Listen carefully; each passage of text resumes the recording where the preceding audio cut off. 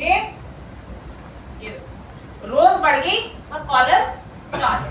इस डेट को डे, ये केसेस जिनेवा में इतने केसेस सेकंड डेट पे इतने केसेस, थर्ड डेट पे ऐसे आपके पास ये सारा डेटा है। ऐसे केसेस का आ गया, ऐसे केसेस का, ठीक है, क्लियर है?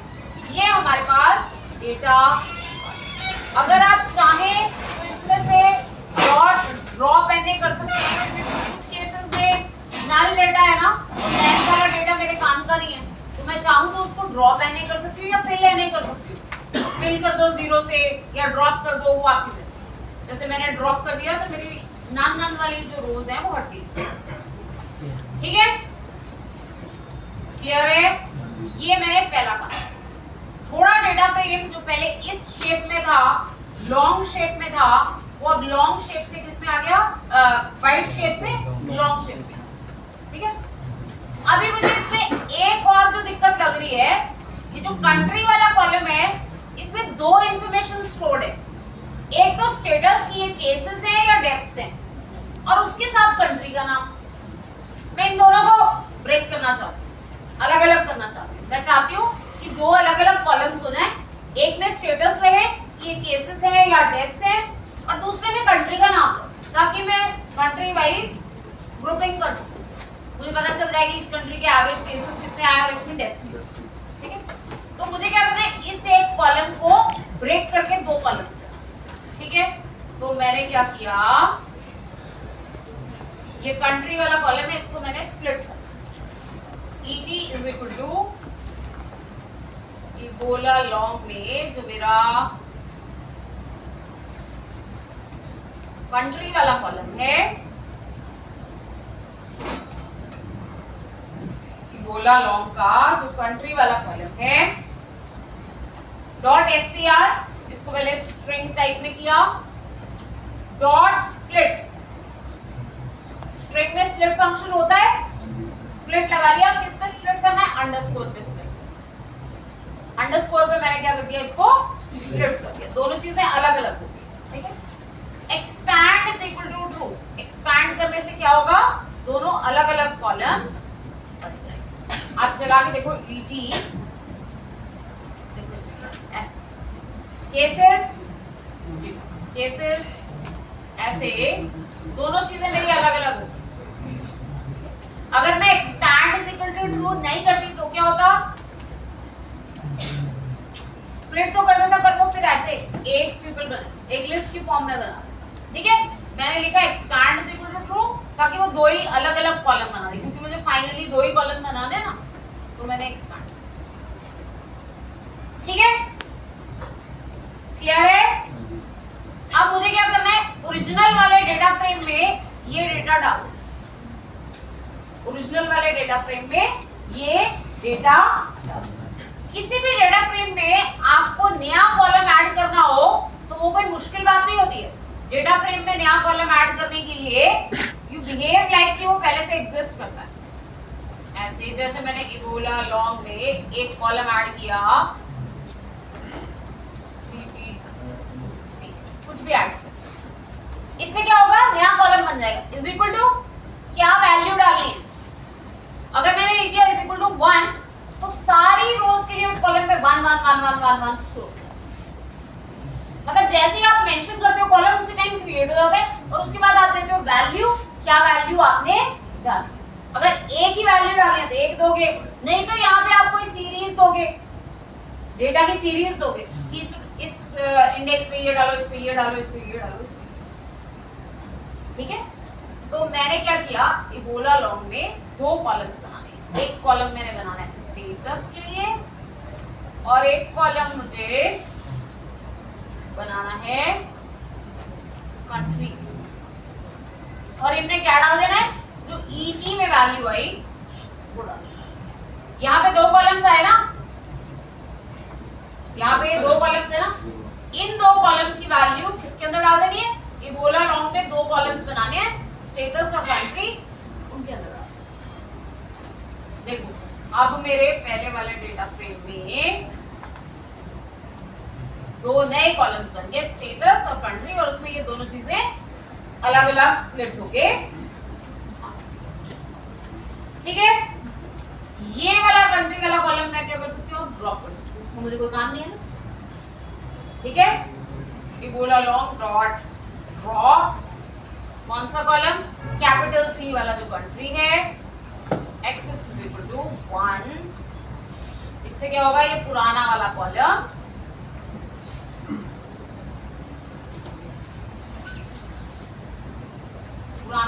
क्या हो जाएगा। अब आप देखो, अब डेटा फ्रेम आपकी रिक्वायरमेंट के अकॉर्डिंगली सेट हो गया, ये ठीक है।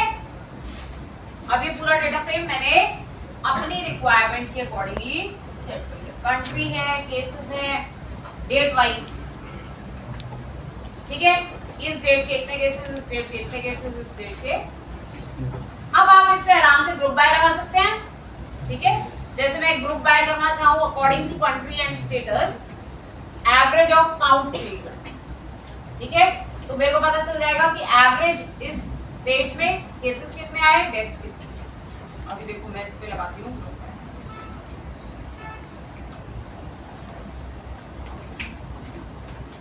लॉन्ग डॉट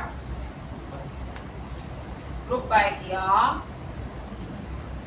इस पे कंट्री पे, कॉमा, स्टेटस पे, और इस पे मुझे करना क्या है, कौन से वाले कॉलम का मीन चाहिए, काउंट है ना कॉलम का नाम, काउंट वाले कॉलम का मुझे क्या दे दो,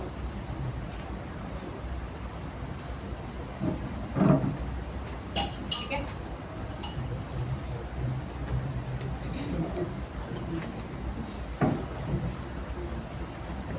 ठीक है,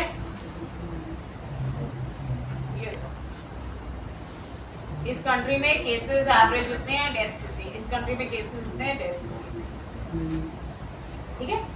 ऐसे आप डेटा एनालाइज, ठीक है। तो मेल्ट यूज करके आपने रीशेप किया, और क्या हो सकता है, एक कॉलम में मल्टीपल डेटा आ रहे थे उसको स्प्लिट अप किया, ठीक है। तो ये हमने डेटा प्री प्रोसेसिंग में क्लियर। ऐसे ही एक और मैं आपको डेटा फ्रेम दिखाती हूँ। हमेशा ऐसे नहीं मिलेगा ना डेटा फ्रेम की, आपको जैसा चाहिए वैसा ही मिलेगा, कुछ ना कुछ हो सकता है आपको उसमें मैनिपुलेशन करनी पड़े। तो ये देखो, ये मेरी एक CSV फाइल, ठीक है। इसमें डेटा ऐसे स्टोर, ये आईडी, ये ईयर, मंथ, एलिमेंट, टेम्परेचर का एलिमेंट, कि ये टेम्परेचर मैक्सिमम है या टेम्परेचर मिनिमम, डे 1 का, डे 2 का, डे 3 का, डे 4 का, मल्टीपल डेज का, ठीक है। तो पहली चीज तो इसमें मेल्ट लगाना पड़ेगा, ये जो डेज का डेटा है इसको लॉन्ग लाइन लगाना, ठीक है। उसके बाद कुछ और चीजें भी करनी है, पर पहले इसको मैं लॉन्ग फॉर्मेट में लाती हूँ, वाइट फॉर्म से लॉन्ग फॉर्म में। तो weather long is equal to weather dot ID vars, कौन से कॉलम है जो आपको बदलने नहीं है, आईडी नहीं बदलना, ईयर, मंथ एंड एलिमेंट, ये कॉलम्स हैं जो आपको बदलने हैं, ठीक है। वार नेम इज इक्वल टू, ये जिसमें D1, D2, D3 लिखा आएगा इसका नाम होना चाहिए D, D1, D2, D3 इसमें लिखा आएगा उसका नाम होना चाहिए, और वैल्यू नेम जिसमें एक्चुअली उसकी वैल्यू लिखी आएगी उसका नाम होना चाहिए टेम्परेचर, ठीक है। ड्रॉ मैंने कर देती हूँ, नाल डेटा बहुत ज्यादा है, ड्रॉ मैंने कर देती हूँ, फालतू के जो नैन वाले रिकॉर्ड्स हैं वो सारे रिमूव कर देती हूँ।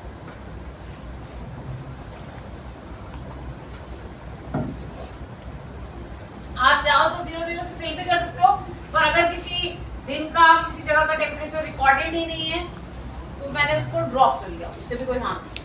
ठीक है, अब आप इस वेदर लॉन्ग को देखो जरा कि आपकी क्या इंप्रूवमेंट हुई इसमें।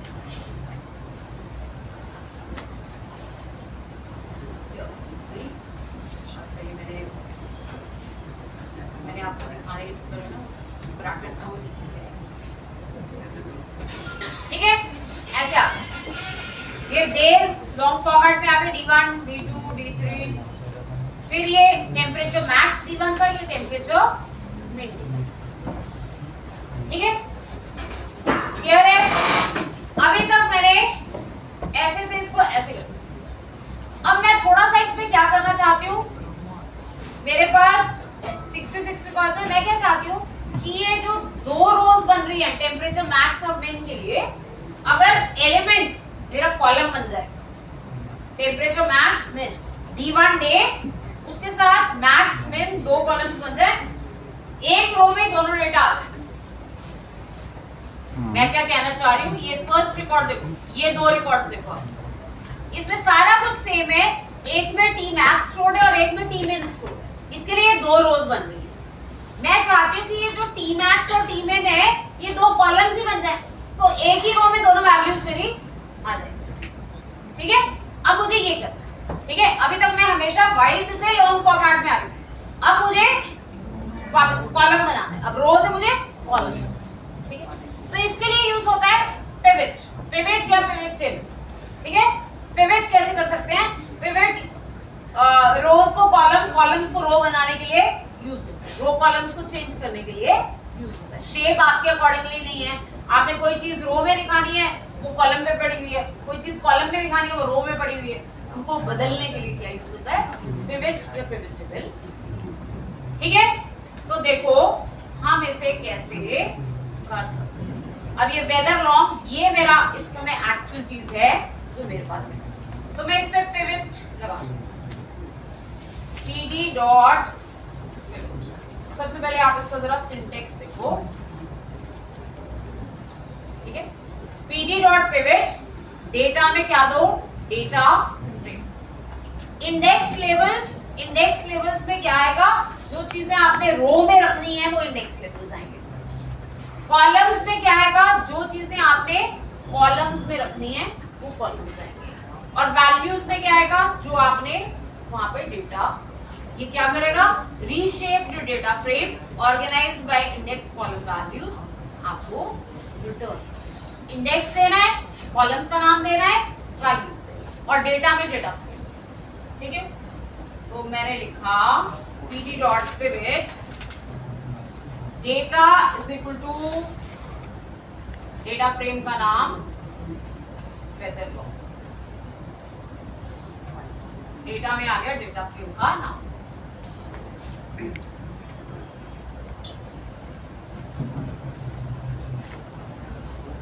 ठीक है, index is equal to, index is equal to, यहां पे वो सारी चीजें रखो जिनको आपको मॉडिफाई नहीं करना है, जिनको आपको मॉडिफाई नहीं करना है। ID, year, month, ID, year, month और डे, इनको मुझे मॉडिफाई एज सच ही रहेगा, जैसे है वैसे रहेगा। कॉलम्स इज इक्वल टू, नया किस चीज को कॉलम में कन्वर्ट करना है, एलिमेंट, ये वाला कॉलम है ना, इसको आपको कन्वर्ट करना है कॉलम, और इस कॉलम में फिर वैल्यूज क्या आएंगी, जो टेम्परेचर वाले कॉलम की वैल्यू है वो वैल्यू। ठीक है, ये आपका पिवट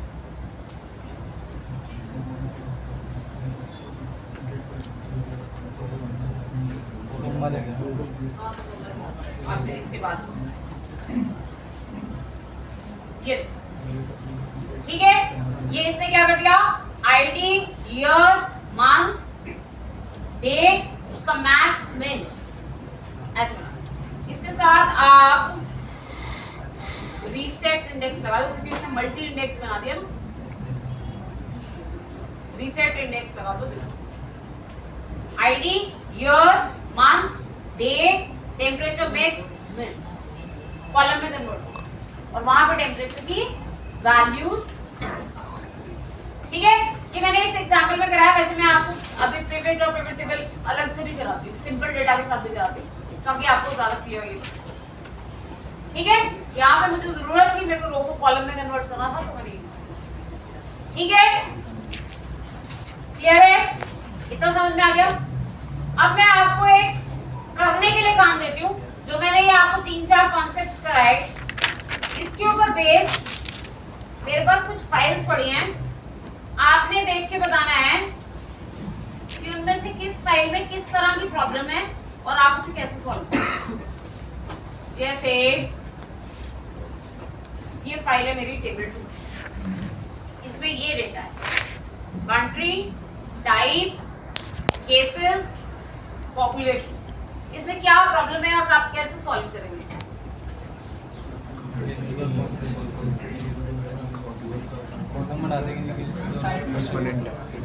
टाइप पिवट लगाना है, टाइप वाला जो कॉलम है उसको केसेस और पॉपुलेशन 2 कॉलम्स हो जाने चाहिए और उनमें डेटा क्या आ जाना चाहिए, काउंट। ठीक है, बिल्कुल सेम ऐसे ही जैसे मैंने ये किया है।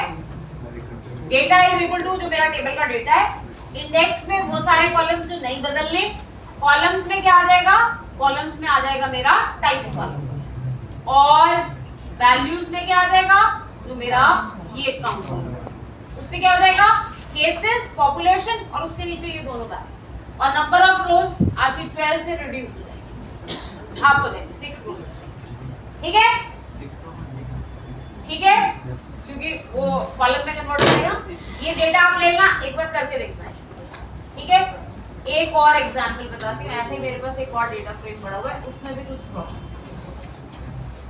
ये इसमें क्या प्रॉब्लम है, कंट्री है, ईयर है, ये रेट में 2 चीजें स्टोर है, रेट स्लैश पॉपुलेशन। ये दो डेटा एक कॉलम में स्टोर। तो आपको क्या करना पड़ेगा, एक्सपैंड, जो मैंने इससे पिछले एग्जांपल में बताया, एक्सपैंड करेंगे, एक्सपैंड करके 2 कॉलम्स बन जाएंगे, वो 2 कॉलम्स इसके अंदर आप।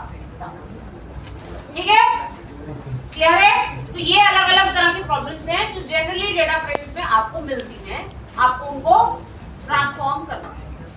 ठीक है, क्लियर है। तो ये एग्जांपल्स आप ट्राई करके देखना। वैसे दोनों तरह की चीजें मैंने करा दी क्वेश्चंस में, पर अपनी प्रैक्टिस के लिए आप चलो। अब मैं आपको एक इंपॉर्टेंट कॉन्सेप्ट, जैसे पिवट का भी हमने किया, पिवट का कॉन्सेप्ट और क्रॉस टैब का कॉन्सेप्ट डिटेल में करेंगे। अपने छोटे डेटा के साथ अच्छे से स्टडी करेंगे कि कैसे यूज कर सकते। तो मैंने एक डेटा फ्रेम बनाया,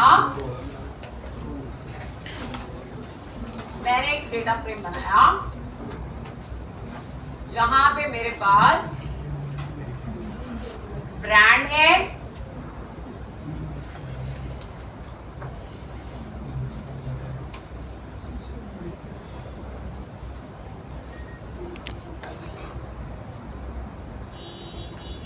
ये मेरे पास ब्रांड है, ब्रांड के बाद मेरे पास लोकेशन है,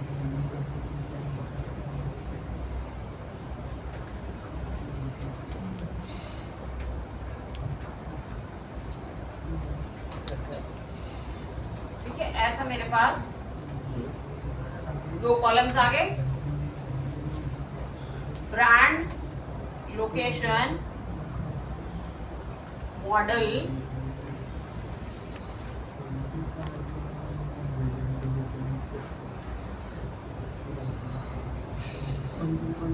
ऐसे मैंने मॉडल्स के नाम लिख दिए और फिर आ गया सेल्स।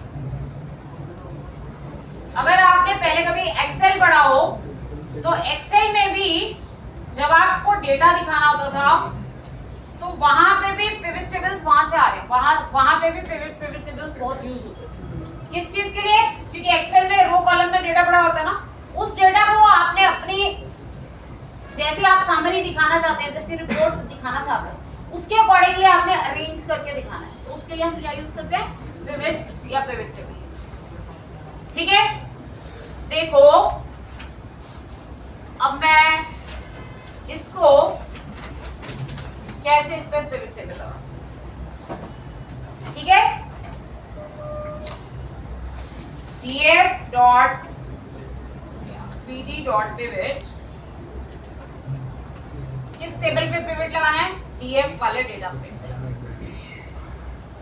इस डेटा फ्रेम पे मुझे क्या लगाना है, पिवट लगाना है। Index is equal to, index में कौन सा कॉलम रखना है, मैंने बोला df का ब्रांड वाला कॉलम मुझे क्या करना है, इंडेक्स में, ठीक है। Columns is equal to, columns में क्या रखना है, लोकेशन। वैसे अगर मैंने डेटा ऐसे दे दिया, मैं सिर्फ कॉलम का नाम भी दे सकती हूँ, मुझे डेटा फ्रेम साथ में देने की जरूरत है, क्योंकि मैंने पहले स्पेसिफाई कर दिया ना कि डेटा मेरा ये वाला डेटा फ्रेम है, तो मुझे ये स्पेसिफाई करने की जरूरत है। Columns is equal to location, index दे दिया, कॉलम्स। देखो ऐसा करने से इसने क्या किया, एक वैल्यूज दे दी, values is equal to sales. इसने क्या किया, ये मेरे पास एक समरी चार्ट बना दिया। क्या, BMW की चाइना की सेल्स कितनी है, Hyundai की जर्मनी की सेल्स कितनी है, टाटा की इंडिया की सेल्स कितनी है, टेस्ला की चाइना की सेल्स, ऐसे डेटा इसने मेरे को। मैं इसके साथ फिल एन कर देती हूँ 0, ताकि जहां पे डेटा नहीं है वहां पे क्या फिल कर दे, 0 फिल, डॉट फिल एन 0, जितना जितना डॉट फिल एन 0, जहां जहां पे नल्स थे वहां वहां पे इसने क्या कर दिया, जीरोस। ठीक है, क्लियर है। इससे क्या हो गया, दिखाने के लिए डेटा, जैसे डेटा फ्रेम में तो डेटा ऐसे ही पड़ा होता है ना, वो देख के समझ में नहीं आता है, आप इस तरीके से क्या कर सकते हो, उसको रिपोर्ट करने के लिए अच्छा बना सकते हो। आपको row wise column wise data मिल जाता है, जिसको हम कंटिंजेंसी मैट्रिक्स भी कहते हैं। ठीक है, इधर से भी इंटरसेक्शन का डेटा आपको यहाँ पे दिख रहा है, जैसे BMW का चाइना का डेटा ये, होंडा का जर्मनी का डेटा। ठीक है, आप इजीली अपने डेटा को लोकेट कर सकते हो। क्लियर है, समझ में आ गया। अच्छा, अगर मैंने यहाँ पे वैल्यू में सेल्स नहीं दिया होता, मॉडल दिया होता, तो ये मेरे को मॉडल दिखाया था। BMW का चाइना में जो मॉडल है वो D1 है, होंडा का जर्मनी में जो मॉडल है वो C1 है। ठीक है, अगर मैंने दोनों कॉलम्स दिए हो या फिर अगर मैंने वैल्यूज दिया ही ना, अगर मैंने दोनों ही दे दिए हो, सेल्स भी दिखाओ और मॉडल्स भी दिखाओ, सेल्स भी दिखाओ और मॉडल भी दिखाओ, तो वैल्यूज में क्या होगा, दोनों आ जाएंगे। पहले सेल्स का डेटा आ गया, फिर मॉडल्स का डेटा। अगर आप नहीं भी दो वैल्यूज, तो जो आपने इंडेक्स में दिया, कॉलम में दिया, उसके अलावा वाले सारे कॉलम्स ही ऐसे दिखाए। ठीक है, वो आप पे डिपेंड करता है ना, आपको रिपोर्ट में क्या दिखाना है। क्लियर है, समझ में आ गया, समझ में आ गया। अब पिवट में एक प्रॉब्लम है जिसको पिवट टेबल रिमूव करता है। जैसे अभी मैं सिंपल लिखा, सिंपल एक कॉलम कर देती हूँ, दो कॉलम्स पे ऐसा मेरे पास डेटा है। सपोज मेरे पास एक इंटरसेक्शन पे एक रिकॉर्ड ना होके एक से ज्यादा रिकॉर्ड होते हैं, मतलब एक ही ब्रांड की, एक ही कंट्री की एक रिकॉर्ड नहीं होता, एक से ज्यादा रिकॉर्ड। जैसे BMW का ही चाइना में कोई और मॉडल भी है, BMW का ही चाइना में एक और मॉडल भी है, मान लो Q1, ठीक है, और उसकी भी कुछ सेल्स है। ठीक है, अब क्या हो गया कि एक इंटरसेक्शन पे एक डेटा नहीं रहा, एक से ज्यादा डेटा। अब यहाँ पे जो आपका पिवट है वो फेल हो जाता है, उसको ये नहीं पता कि अगर एक से ज्यादा डेटा इंटरसेक्शन पे आ जाए तो क्या करना है। ठीक है, तो हम इसकी जगह यूज करेंगे पिवट की जगह पिवट। स्लाइट इंप्रूवमेंट है, पिवट टेबल पिवट के ऊपर स्लाइट इंप्रूवमेंट। ठीक है, बाकी सब कुछ ऐसे ही करता है ये, सिर्फ इसको ये पता है कि अगर एक इंटरसेक्शन पे मल्टी डेटा आए तो उसे हैंडल करें। ठीक है, इसके पास देखो इसने डेटा दिखा दिया, इसने एरर नहीं दिया। क्यों? क्योंकि इसमें एक आर्ग्यूमेंट होता है,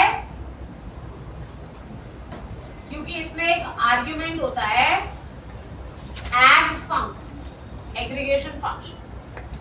अगर एक जगह पे एक इंटरसेक्शन पे मल्टीपल डेटा आ जाए तो उसका एग्रीगेशन कैसे करना है? एग्रीगेशन ही करना पड़ेगा। यहाँ पे दो बार तो उसने दिखाया नहीं, BMW के, चाइना के मेरे पास दो रिकॉर्ड्स थे, पर उसने दो डेटा तो नहीं दिखाए।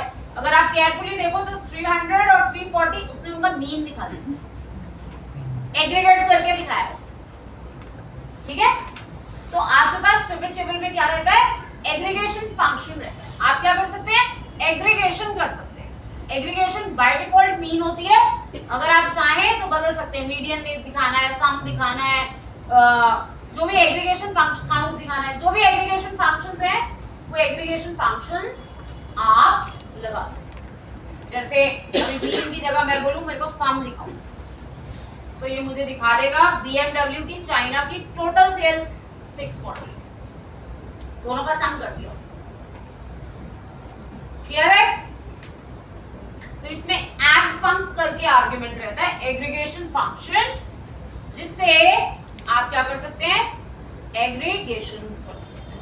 ठीक है, सामने देखना, मैक्स देखना है, आप मैक्स देख लो। ठीक है, अब 300 340 उन दोनों में से जो मैक्सिमम था 340, उसने मैक्सिमम वाला सेल दिखा दिया। ठीक है, क्लियर है? इतनी बात समझ में आ गई? आगे करें। अच्छा, अगर मैंने वैल्यूज में अकेला सेल्स नहीं लिया होता, सेल्स के साथ साथ मॉडल भी लिया होता, सेल्स के साथ साथ मॉडल भी लिया होता। अब अगर मैंने मॉडल लिया होता और एग्रीगेशन फंक्शन मीन होता तो एरर आ जाता, क्योंकि स्ट्रिंग कॉलम का मीन तो हो नहीं सकता ना। मैक्स फिर भी हो सकता है, क्योंकि मैक्स तो अल्फाबेटिक अकॉर्डिंग, अल्फाबेटिक उसके अकॉर्डिंगली मैक्सिमम दिखा दो। इसने D1 मॉडल बता दिया, Q1 नहीं बताया, D1 मॉडल बता दिया। जो अल्फाबेटिक ऑर्डर में पहले आ रहा है वो उसमें मैक्सिमम जो है वो उसने बता दिया, SKI के अकॉर्डिंगली जो मैक्सिमम है ना वो उसमें। ठीक है, क्लियर है? ऐसे आप क्या यूज कर सकते हैं? Pivot table. अच्छा, अगर मुझे इन दोनों पे अलग अलग एग्रीगेशन फंक्शन लगाना हो, जैसे मॉडल्स का मुझे टोटल दिखाना है कि चाइना के BMW में मॉडल्स कितने हैं, उनका काउंट चाहिए, और सेल्स का मुझे एवरेज चाहिए,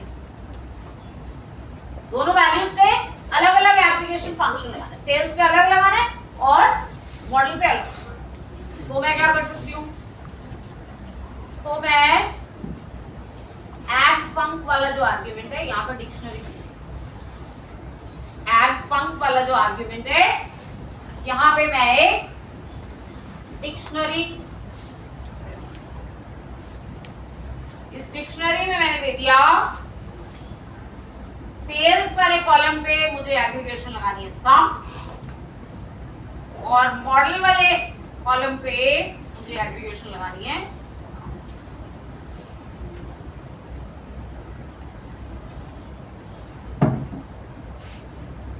सेल्स पे करो सम और मॉडल पे करो। ठीक है, दोनों पे अलग अलग मैंने एग्रीगेशंस।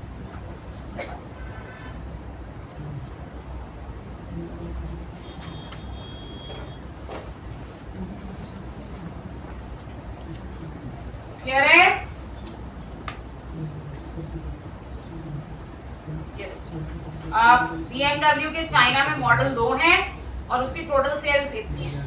होंडा के जर्मनी में मॉडल 1 है और उसकी सेल, आपको डेटा ऑर्गेनाइज्ड वे में ऑब्जेक्टिव क्या है? डेटा एनालिसिस से डैशबोर्ड बनाना, इसके ऊपर समराइज करके डेटा दिखाना, ठीक है, यही ऑब्जेक्टिव है ना हमारा। तो ये सारा डेटा हम डैशबोर्ड पे दिखाएंगे। डैशबोर्ड बनाने के लिए हम यूज करेंगे स्ट्रीमलेट यूज करके फ्रंट एंड बन जाता है। उस फ्रंट एंड पे इजीली हम क्या कर सकते हैं, ये डेटा फ्रेम ऐसे डिस्प्ले कर सकते हैं। उसमें बहुत सारी फंक्शंस पहले से ही होते हैं, सॉर्ट करना, ये वो कॉपी करना, प्रिंट करना, वो सारा कुछ स्ट्रीमलेट पहले से देता है, उससे आपका डैशबोर्ड और एनहांस होता है। क्लियर है? समझ में आ गया? आगे करें। ये हमने किया। अब एक फाइल दिखाती हूँ, एक और फाइल दिखाती हूँ। ये तो मैंने छोटे डेटा के साथ किया ना, अब मैं एक फाइल दिखाती हूँ। मेरे पास न्यूयॉर्क का एयरबीएनबी का डेटा है, उसमें से कैसे हम यूजफुल एनालिसिस दिखा सकते हैं यूजिंग पिवट टेबल। देखो मेरे पास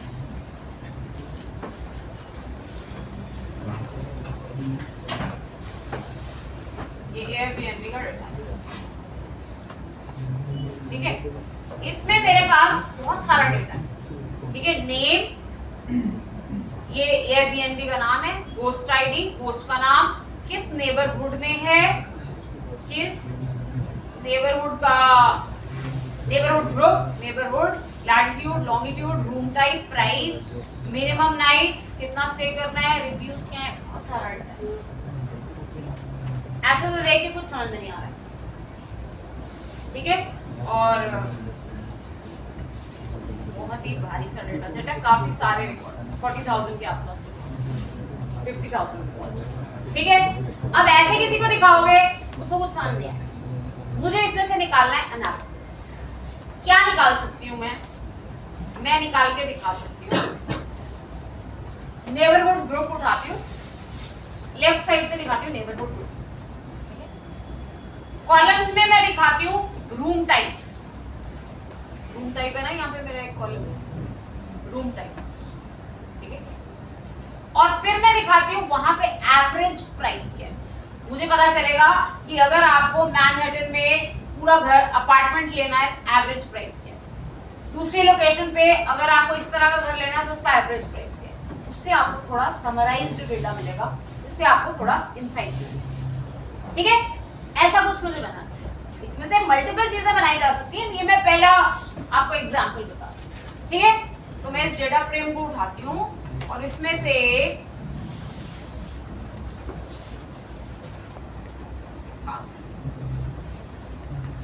तो हम ये फाइल उठाएंगे,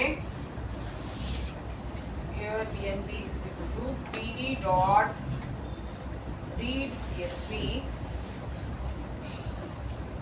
Airbnb.csv,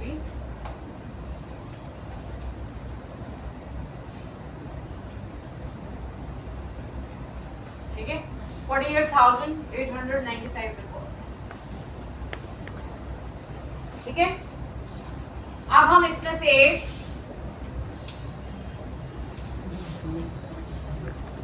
16 कॉलम्स हैं और इतने, अब हम इसमें से कुछ meaningful insights, pd.pivot table. Pivot तो क्यों यूज करोगे, क्योंकि उसमें तो फिर भी थोड़ा बहुत ड्रॉबैक ही रहेगा, तो पिवट टेबल यूज करो। pd.pivot table, data is equal to Airbnb, data is equal to Airbnb, index is equal to, index क्या रखना है, कॉलम्स क्या रखने हैं, प्योरली आपकी चॉइस है, आप जैसे दिखाना चाहो। Index is equal to, column के नाम बड़े बड़े हैं, कॉलम का नाम कॉपी करें, नेबरहुड ग्रुप पे करो क्योंकि लिमिटेड होंगे ना, ये ग्रुपिंग उसी चीज पे करनी चाहिए जो जिसकी क्वांटिटी लिमिटेड हो, ठीक है। इंडेक्स किया मैंने किस चीज पे, नेबरहुड, ठीक है। Columns is equal to, columns में मुझे दिखाना है रूम टाइप, कॉलम्स में मुझे दिखाना है रूम टाइप, ये मेरा रूम टाइप कॉलम्स में आ गया। Values is equal to price, agg func, वैसे डिफॉल्ट मीन ही होता है, मुझे मीन ही चाहिए, ठीक है। हर नेबरहुड ग्रुप के अकॉर्डिंगली, हर रूम टाइप के अकॉर्डिंगली आपको मीन प्राइस पता चलता है। ये मेरा डेटा, ब्रुकलिन में एंटायर अपार्टमेंट लेने का मीन प्राइस ये है, प्राइवेट रूम लेने का मीन प्राइस ये है, शेयर्ड रूम लेने का मीन प्राइस ये है। कंपैरेटिवली आपको देख के पता चल जाएगा कि मैनहट्टन में से सबसे कॉस्टली है, ठीक है, क्लियर है। अगर आप चाहें, ये तो नेबरहुड ग्रुप पे आपने किया, आप चाहें तो नेबरहुड पे भी कर सकते हैं, ठीक है। उसमें सिर्फ नेबरहुड में थोड़ा डेटा ज्यादा होगा। ये सारे नेबरहुड आ गए, यूएस के सारे, यूएस के न्यूयॉर्क के सारे नेबरहुड आ गए। हर नेबरहुड के अंदर हर टाइप के रूम्स, जो आपके पास जिस का डेटा। आप चाहें डबल इंडेक्स भी कर सकते हैं कि इंडेक्स में नेबरहुड ग्रुप भी रखें और उसके अंदर नेबरहुड भी रखें, मल्टी इंडेक्स बन जाएगा। ऐसे देखो आपके पास मल्टी इंडेक्स, ये पहला नेबरहुड ग्रुप, उसके सारे के सारे नेबरहुड्स, उन सारे नेबरहुड्स के प्राइसेस की डिटेल। फिर आपके पास सेकंड नेबरहुड, ऐसे एक नेबरहुड का मल्टी इंडेक्स पे मैंने आपको बताया था, आप डेटा तो एक का उठाना तो उठा ही सकते हो, ठीक है, डॉट लॉक लगा, क्लियर है। ऐसे अब मैंने ये बनाया, मैंने प्राइसेस का बताया, आप प्राइसेस की जगह एवरेज रिव्यूज का बना सकते हो। रिव्यूज भी है ना यहाँ पे मेरे पास, रिव्यूज का एवरेज दिखा सकते हो, या मिनिमम नाइट्स कितना आपको स्टे करना पड़ेगा उसका दिखा सकते हो। तो वो आपकी मर्जी है कि आपने क्या दिखाना, ठीक है, क्लियर है। तो ऐसे कोई डेटा फ्रेम्स उठाना, डेटा सेट्स उठाना जिसमें काफी सारा इस तरह का डेटा, फिर उसमें से अलग अलग मीनिंगफुल आप इनसाइट्स निकाल के देखो, ठीक है।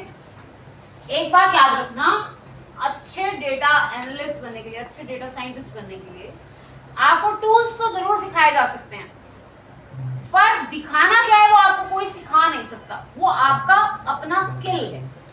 आप किसी डेटा में से अच्छे इंसाइट्स निकाल सको, वो एक बहुत अच्छा स्किल है। अगर आप पोजेस करो, वो आपको इस फील्ड में बहुत आगे ले जा सकता है, ठीक है।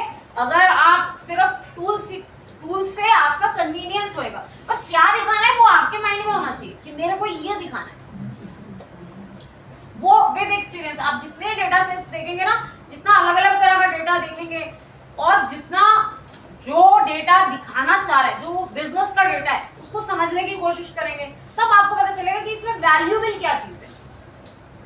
वो वैल्यू आप निकाल के दे पाए, वो इंसाइट्स आप निकाल के दे पाए, वो सबसे इंपॉर्टेंट है, ठीक है, क्लियर है। चलो अब ये हमने किया पिवट और पिवट टेबल। अब मैं इसके बाद नेक्स्ट चीज करा रही हूं क्रॉसटैब। पिवट टेबल और क्रॉसटैब बहुत हद तक एक जैसे हैं, सिर्फ थोड़े से डिफरेंसेस हैं। एक मिनट मैं आपको दिखाती हूँ इनके डिफरेंसेस क्या हैं। इनके डिफरेंसेस सिर्फ ये है कि पिवट टेबल क्या करता है, एग्रीगेट करता है किसी भी न्यूमेरिक कॉलम पे, या अगर नॉन न्यूमेरिक भी है तो मैक्स वगैरह देख सकते हैं या काउंट देख सकते हैं। न्यूमेरिक कॉलम्स में सम, मीन, ऐसी कोई भी एग्रीगेशंस आप लगा सकते हैं, ठीक है। अलाउज मल्टी लेवल ग्रुपिंग, जैसे मैंने अभी आपको मल्टी लेवल इंडेक्सिंग भी करके दिखाया। क्रॉसटैब ज्यादातर स्पेशलाइज्ड है किस चीज के लिए, फ्रीक्वेंसी टेबल्स बनाने, फ्रीक्वेंसी डिस्ट्रीब्यूशन टेबल बनाना होता है जो आपने फ्रीक्वेंसी डिस्ट्रीब्यूशन टेबल्स होते हैं जो आपने 9th 10th में मैथ्स में पढ़े होंगे, एक्स एक्सिस वाई एक्सिस, उस पे कितनी फ्रीक्वेंसी है। जैसे एक क्लास में 70 स्कोर करने वाले कितने बच्चे हैं उनका काउंट, एक क्लास में उसी क्लास में 90 स्कोर करने वाले, बार चार्ट नहीं बनाते वो वाला, ठीक है। वो फ्रीक्वेंसी टेबल्स बनाने के लिए हम क्या यूज करते हैं, क्रॉस टैब, ठीक है। ये बाय डिफॉल्ट फ्रीक्वेंसी काउंट करता है और ज्यादातर जहां पे कैटेगोरिकल डेटा होता है उस कैटेगोरिकल डेटा को एनालाइज करने के लिए पिवट टेबल, क्योंकि ज्यादा अच्छा न्यूमेरिक्स पे काम करता है, ये ज्यादा अच्छा कैटेगोरिकल डेटा पे काम करता है। और इसमें एक और जो बड़ी एडवांटेज है, ये क्या कर सकता है, आपके डेटा को नॉर्मलाइज करके दे सकता है। जैसे आप, मैंने दिखाया कि इस रीजन में इस टाइप के कपड़ों की सेल्स इतनी इतनी, अब वो नंबर जो है ना वो कई बार आपको 40,000 सेल और 50,000 सेल, वो आप प्रोपोर्शन जब देखते हैं ना तो प्रोपोर्शन में ज्यादा समझ में आता है। जैसे किसी जगह पे 40,000 सेल हुई पर वो टोटल सेल में से हो सकता है कम प्रोपोर्शन हो, ठीक है। किसी जगह पे 10,000 सेल हुई पर वो टोटल सेल का बड़ा प्रोपोर्शन हो सकता है। तो ये प्रोपोर्शंस में भी डेटा दिखाता है, नॉर्मलाइज करके प्रोपोर्शंस में भी डेटा दिखाता है। प्रोपोर्शन से कई बार आपको ज्यादा अच्छे से समझ में आता है, ठीक है। तो वो भी क्रॉस टैब की एक खासियत है। अब देखो हम एक डेटा को क्रॉस टैब यूज करके कैसे एनालाइज कर सकते हैं। मेरे पास एक डेटा फ्रेम है, एक्सेल फाइल है,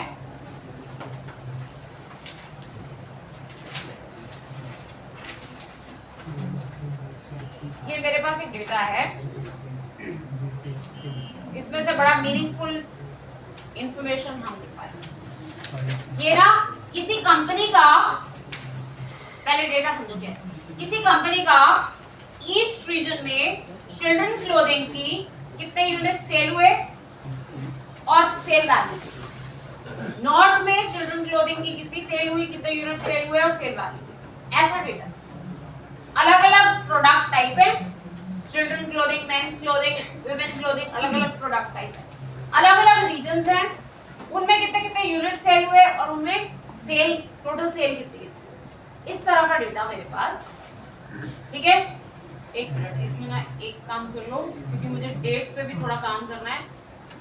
पास्ट dates is equal to date वाले कॉलम को डेट टाइप में कन्वर्ट करो, नहीं तो ये बाय डिफॉल्ट ऑब्जेक्ट टाइप का आ जाता है, फिर इसमें डेट के फंक्शंस नहीं चलते। तो मैंने पहले से बता दिया कि ये वाला कॉलम डेट टाइम में रीड करो, ठीक है। जब आप किसी डेटा फ्रेम को फेच करते हो, अगर उसमें कोई डेट वाला कॉलम है और आपको उस डेट पे कोई बाद में काम करना है तो आप पहले ही उसे पास कर लिया, या फिर बाद में pd.to डेट टाइम से उसको डेट टाइम में कन्वर्ट करिए, तब फिर उस पर डेट के फंक्शंस चलेंगे, नहीं तो नहीं चलेंगे, ठीक है। ये मेरा सेल्स का डेटा। अब मैं लगाती हूँ इस पे क्रॉस टैब, ठीक है। Cross tab pd dot cross tab, पहले जरा सिंटैक्स देखो, index, columns, values, row names, column names, aggregate functions, margins, margin names, ठीक है। कई सारे आर्ग्यूमेंट्स हैं, ठीक है। pd डॉट, अच्छा pd डॉट करके नहीं चलाऊंगा क्योंकि इसमें डेटा का आर्ग्यूमेंट, इसको मैं ऐसे लिखूंगी, sales dot cross tab, sales dot cross tab. Index में क्या दिखाना है, इंडेक्स में मुझे दिखाना है रीजन, और कॉलम में मुझे क्या दिखाना है, टाइप, रीजन और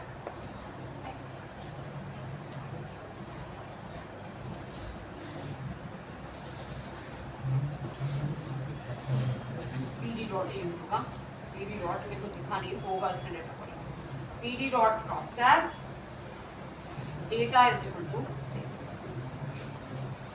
data is equal to sales,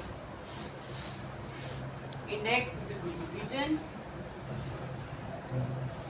columns is equal to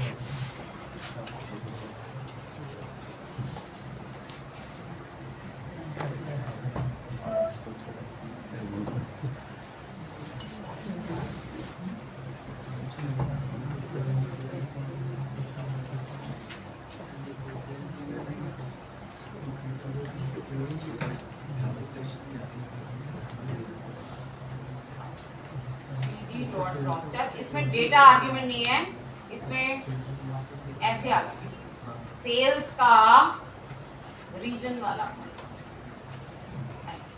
data frame में से सीधा कॉलम निकाल, पूरा डेटा फ्रेम निकाल, कॉलम्स में सेल्स का, ठीक है। ये मेरे पास सबसे पहले क्या आ गया, फ्रीक्वेंसी डिस्ट्रीब्यूशन आ गया। ईस्ट के चिल्ड्रन क्लोथिंग के रिकॉर्ड्स कितने, नॉर्थ के चिल्ड्रन क्लोथिंग के रिकॉर्ड्स कितने, साउथ के चिल्ड्रन क्लोथिंग के, ये फ्रीक्वेंसी है। ये जो बाय डिफॉल्ट आ रही है ये क्या है, फ्रीक्वेंसी है, ठीक है। ये बाय डिफॉल्ट क्या दिखाता है, फ्रीक्वेंसी। काउंट करता है कि इसके इस कैटेगरी के रिकॉर्ड्स कितने, इसके इस कैटेगरी के रिकॉर्ड्स कितने, फ्रीक्वेंसी डिस्ट्रीब्यूशन, ठीक है। अगर आपको फ्रीक्वेंसी डिस्ट्रीब्यूशन नहीं चाहिए, आपको कुछ और दिखाना है, values is equal to, values में मुझे क्या दिखाना है, जो कॉलम का नाम क्या था, सेल्स, जो सेल्स, सेल्स का एग फंक, सेल्स का दिखाओ सम,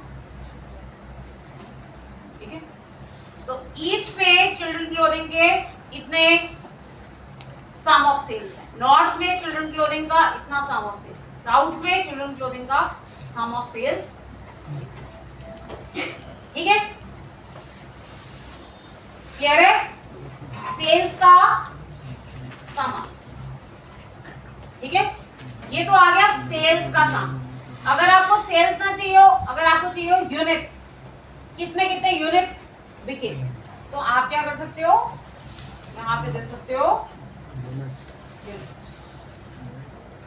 तो ये यूनिट्स का सम। ईस्ट में चिल्ड्रन क्लोथिंग के इतने यूनिट्स सेल हुए, इतने यूनिट्स इसके सेल हुए, इतने यूनिट्स इसके सेल हुए, ठीक है। क्लियर है। अगर मैं इसके साथ, अगर मैं इसी के साथ लगा दूं margins is equal to true, तो ये साथ में ये टोटल करके भी दिखा देंगे। टोटल, इसका मतलब ईस्ट में टोटल सेल इतनी हुई, इसका मतलब नॉर्थ में टोटल सेल इतनी हुई, साउथ में टोटल सेल इतनी हुई, वेस्ट में टोटल सेल इतनी हुई, और ऐसे चिल्ड्रन क्लोथिंग की टोटल सेल इतनी हुई, मेंस क्लोथिंग की इतनी हुई, वुमेन क्लोथिंग की, ठीक है। क्लियर है, ऐसे भी इसने दिखा, क्लियर है। अच्छा, अगर मैं इस मार्जिन को नाम भी देना चाहूँ, जैसे ऑल लिखा आ रहा है, ऑल की जगह इसको नाम देना चाहूँ, मार्जिन नेम, टोटल दे दिया मैंने इसका नाम, ऑल लिखा आ रहा है ना, मैं ऑल नहीं चाहती, मैं चाहती हूँ इसका नाम लिखा है टोटल, टोटल कर दिया, ठीक है। क्लियर है, क्लियर हो गया इतना, इतनी बात समझ में आ गई। अच्छा, अगर ये टोटल नहीं दिखाना, इसको परसेंटेज की फॉर्म में करना है, तो normalise is equal to true कर दो, तो ये प्रोपोर्शंस में आ जाएगा, इंस्टेड ऑफ कंप्लीट नंबर्स ये किस में आ जाएगा, प्रोपोर्शंस में।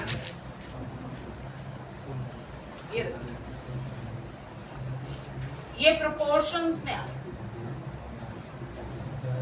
ठीक है। क्लियर है,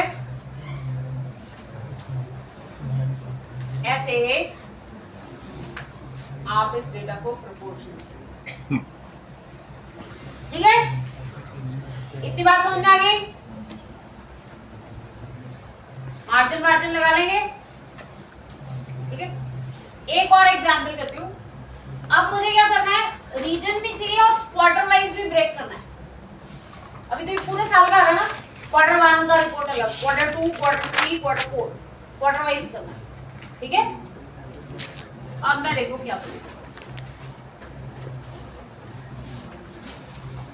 PD dot cross tab.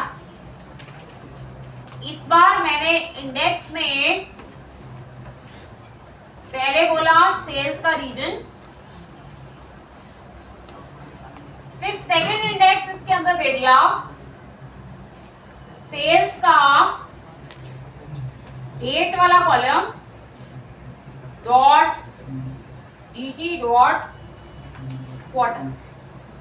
Quarter क्या करेगा, हर डेट को क्वार्टर्स में डिवाइड कर देगा, 4 क्वार्टर बना देगा, ठीक है। कॉलम्स में दिखाना है टाइप, कॉलम्स में दिखाना है टाइप,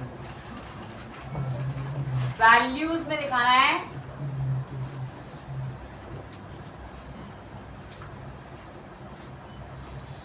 वैल्यूज में दिखाना है सेल्स।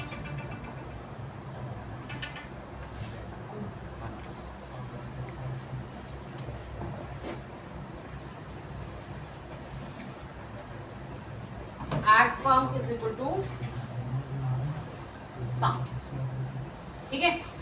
देखो इससे कैसा रिजल्ट आता है। ईस्ट में क्वार्टर 1 में क्लोथिंग टाइप चिल्ड्रन की सेल इतनी हुई, क्वार्टर 2 में इतनी हुई, क्वार्टर 3 में इतनी हुई, क्वार्टर 4 में क्वार्टर वाइज ब्रेक हो गया, ठीक है। इसमें एक आर्गुमेंट रो नेम्स कॉलम नेम्स भी है, जिससे आप ये नाम बदलना चाहें, जैसे ये डेट आ रहा है ना, डेट की जगह आप क्वार्टर लिखना चाहें तो कर सकते हैं। जैसे मैंने लिखा रो नेम्स